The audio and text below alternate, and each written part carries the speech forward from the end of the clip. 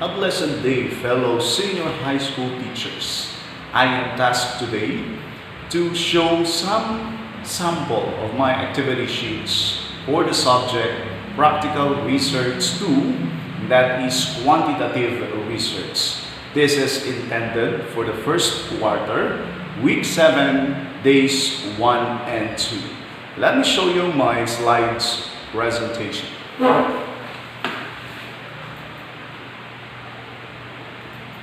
Here it is. So again, it is for the subject Practical Research 2. For the quarter 1, week 7, days 1 and 2. Can you guess for the topic on that week? So that topic is supposed to be taught before review of related literature. So I am James Flores from Banto National High School Senior High. I hope you can get something from it, an idea for your activity sheets to become better than mine. It's like what I've said, and here is the topic: listing hypotheses. It is plural because, of course, the students the students are expected to list not only one hypothesis but several hypotheses out of a given problem. So, as you can see, it is plural in form, hypothesis. And this is the most essential learning competency. The MELC is lists research hypothesis with the code CS_RS12-IF-J-A. That is the code we are required to put the learning competency code. And let me show you some screenshots of my activity sheets. This is for the first day, the first page, and the second page. Now the heading, of course, the MELC, the objectives, the first activity on the second page, the second activity, and the third. Then these are the third and the fourth page. I have here on the third page the rubric.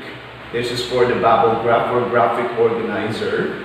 Okay, it is a must that we must provide rubric for the students to be guided how their output will be graded or will be assessed. Then the last page is allotted for the key takeaways. My key takeaways, fellow senior high school teachers, can also serve as the supplementary reading material for the students. So, you know that we have, since we will not be having the face-to-face, see to it that our activities are simplified, and that these can be simplified by giving them the supplementary reading materials. Okay, at a closer look of my activity sheet. So this is for day 1, as you can see, as indicated by the arrow. I have there the title, Quantitative Research Hypothesis. And if you can notice, we have the so-called subtitle. I make it more appealing to post-millennials. Hashtag iba na advanced mag-isip. Just to catch or just to add a motivating factor for it to become catchy. So that our students can relate with it. Iba na ang advanced mag-isip. This will give them an idea that having an advanced thinking of a certain problem, like formulating the hypothesis, will give them will give them better results. So you have there the subtitle. Then, as indicated by the arrow, the most essential learning competency is lists research hypotheses. But on the first day, I have additional objectives aside from the MELC. And the objectives must be aligned with the MELC. So what are my objectives? After performing these activities, you should be able to define hypotheses and differentiate the types of hypotheses. I believe that these two learning competencies or objectives are very important as prerequisites. Before they can list down hypothesis, of course, they must know what hypothesis is and what are the different types of hypotheses, such as the null, alternative, whether it is directional or non-directional, whether it is theory-driven or data-driven. These facts are very important for them to formulate before they can formulate hypothesis. Of course, how can I say that this is a null hypothesis? How can they answer your activity if they don't know what a null hypothesis is as differentiated to the alternative hypothesis? So I feel it very important. So that is the reason why I consider these objectives I need for the first day. Okay. These are the objectives. It's like what you've seen before. Define hypotheses and differentiate the types of hypotheses. I will not be concentrating first or focusing on the MELC on the first day. Because I feel that this is very important for them before they can have the most essential learning competency on the second day. Because this topic has 2-day allotment. This is my first activity, hypothesis Frayer model. This Frayer model will require the students, you have here the hypothesis, the central word. On the upper left, they must write the definition in their own words, the definition for hypothesis, their own words. Okay? You don't have to refer to any sources like books or internet sources. So they have to define hypothesis in their own words. This is hitting two birds with one stone. It can also give me an idea about their background knowledge about hypothesis. Perhaps they have studied the hypothesis in their science class. Then on the upper right, we have there the facts and characteristics. So what could be the characteristics of hypothesis? They must put them there. Okay? Then the examples of hypothesis on the lower left and the non-examples on the lower right. Now with this Frayer model, it is the same as giving them a KWO chart. But I think this is, of course, a higher level. Frayer model is a higher level. Because we have there the examples, the non-examples, facts, characteristics, definition in your own words. So it will be crystal clear for me to know if what they really know about hypothesis. So I can embark on the point or on the level where I should start, depending upon their prior knowledge about it. Okay? And at the same time, they have already defined hypothesis. They have already described or enumerated its characteristics and examples and non-examples. And this is my second activity, a comprehension check. Since a supplementary reading material will be provided for them prior to giving this activity, so to understand or to check whether they understood what they have read, the supplementary reading material, so I've prepared these essential questions. The first question is, why is hypothesis important in a research study? You have there the corresponding points. The number 2, why should the researcher refer to the research questions in formulating hypothesis? Number 3, should every research be provided with hypothesis? Why or why not? And number 4, if you were to advise a younger sister or brother on how to formulate hypothesis, what would you tell her or him?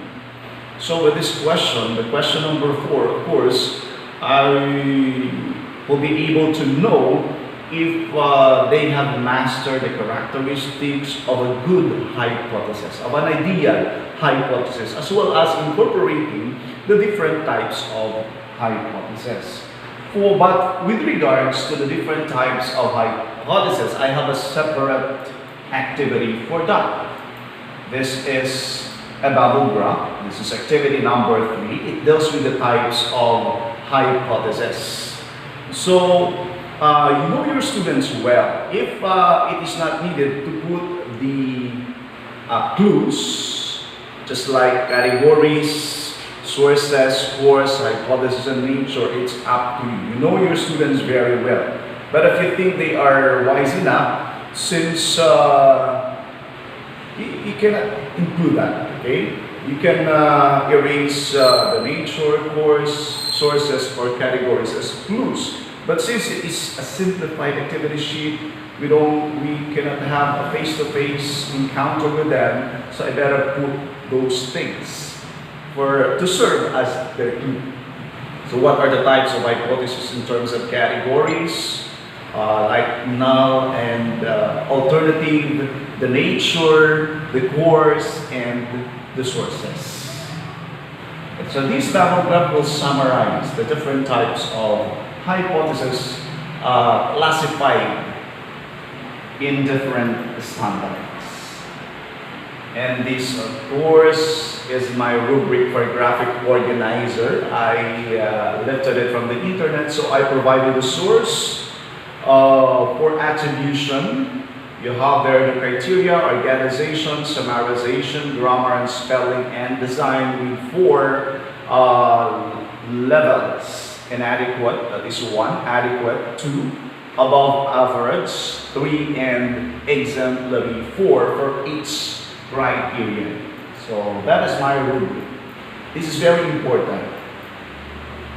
And of course, I included in my activity sheet the parents or the guardian's feedback. I feel it very important since we cannot have a face-to-face dialogue with them. So this portion will let them write the things that they need to write. For example, the students find it very hard, then the parents can tell me about it by just writing, and then of course, they have to affix their signature over their printed name. That's it. Then, the key takeaways. Just like what I told you before, my key takeaways may also serve as the supplementary reading material for students, for them to answer the things in my activities. You have there the quantitative research hypothesis. The definition is here. The characteristics on the second bullet. Then the things that they need to know, why hypothesis is very important in research. And then the standards or the guidelines in making hypothesis. The last part of the key takeaways is intended for the classifications of the hypothesis, such as the categories, the source or the basis, we have the nature and the course of relationship. So we have several types of hypothesis, not only null and alternative. And before they can list down hypothesis out of a given problem, they must know this first. I feel it very important. So that is for the day 1. And let us now proceed to day 2. Let me show you the screenshots of my activity sheets for day 2, the first and the second page. Just notice how they are similar. Okay, my MELC. Of course, the most essential learning competency is lists, research, hypotheses. And guess what? I did not include it on the first day, and I feel those subtopics are essential for them to have this, for them to become prepared in listing down research hypothesis. So my very objective for this day, for day 2, is the most essential learning competency itself. List, research, hypothesis, not only one, but many, based from the given research problems. My idea here is I will be giving or I will be providing statement of the problem. And they will be base their hypothesis from the content or from the research questions found in that research problem. Okay, I have here my activity 4, listing hypothesis. So, of course, the directions is very important. To list hypothesis, null, and alternative out of the given research problems. For problem 1, write hypothesis for only RQ2A, B, C, and D. And for problem 2, write hypothesis for RQ3. Because in my statement of the problems, we have there several research questions, and we are aware that we don't have to write hypothesis for all the questions. There are questions which do not demand for hypothesis. Okay, here is my first statement of the problem. So the study aims to investigate if online learning will improve grade 11 students' performance in physical science. Specifically, this study seeks answers to the following questions. So they will focus on this research question. Number 2, is there a significant difference in the mean pretest scores of the experimental and control group? Mean pretest and post-test scores of the experimental group, mean pretest and post-test scores of the control group, and mean post-test scores of the experimental and control group. So they will be listing down hypothesis for this research question. Let us proceed to the next statement of the problem. It is all about the effects of Mobile Legends gaming to the study habits of grade 11 male students. I feel it timely for them to realize the effects of Mobile Legends addiction, because in our place there are several students who are addicted into it, not only male but also female. So they will be concentrating on number 3. Is there a significant relationship between Mobile Legends, online gaming, and study habits of the grade 11 male students in terms of physical, social, and method of study habits? So if you can notice, you have there the variables, the relationship or the difference, and they should include that in the statement of their hypothesis. They must know when to use not or no negation, terms for negation, and of course the positive statement for alternative hypothesis. Okay, just like the first, you have there also the parents' guardian feedback. Then that's it, the key takeaways. I have here samples of hypothesis. It will serve as the guide. Then you have here the references. I already followed the latest APA, that is the 7th edition of APA guidelines in listing references.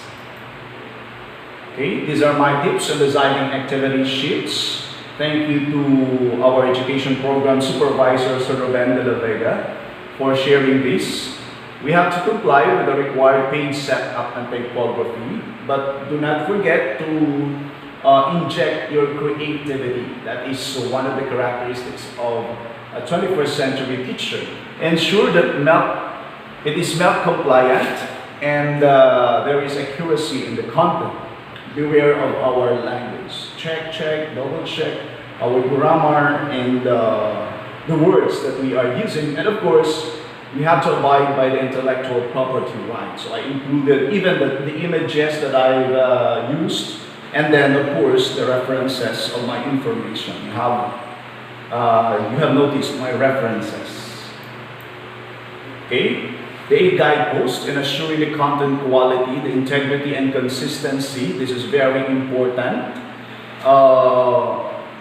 The depth mission and vision should be reflected to our learning material. The organization, how the activities are organized. Did I start with the easy, from simple to complex? That should be that way. Then the accuracy and recency. If you can notice my examples, my problems are up to date, so they can relate. Then accurate, the information should be accurate and appropriate to the age, of course, that is number 4, the appropriateness of the activity. When we say appropriateness also, it should be aligned to the MELC and the other objectives. Number 5, sensitivity. We have to be sensitive on their condition, on their gender, on how they feel, their learning style, as well as their multiple intelligences. And number 6, the comprehensiveness. So even though this is just an activity sheet, it should reflect that you have that mastery of the subject matter or your discipline.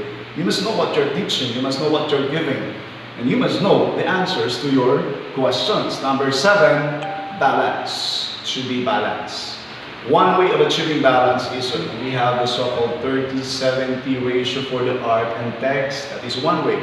And of course, the layout of our activity sheets. And the last, readability and presentation. So for it to become readable, I followed the typography size, that's 11 to 12, and for the heads, we have their higher than 14. Okay, so for it to be readable to our students. That's all, my fellow senior high school teachers. I hope with this sample activity sheets you can do better than this. I know, I believe in your capacity. This is I shared it to you not to boast. It is not perfect, but it can be, or it can help you. It can serve as an inspiration for you in doing your own activity sheets. Thank you very much for watching and listening to my discussion and demonstration or modeling of my activity sheets. This is Janice Flores from Banto National High School. Thank you very much and God bless.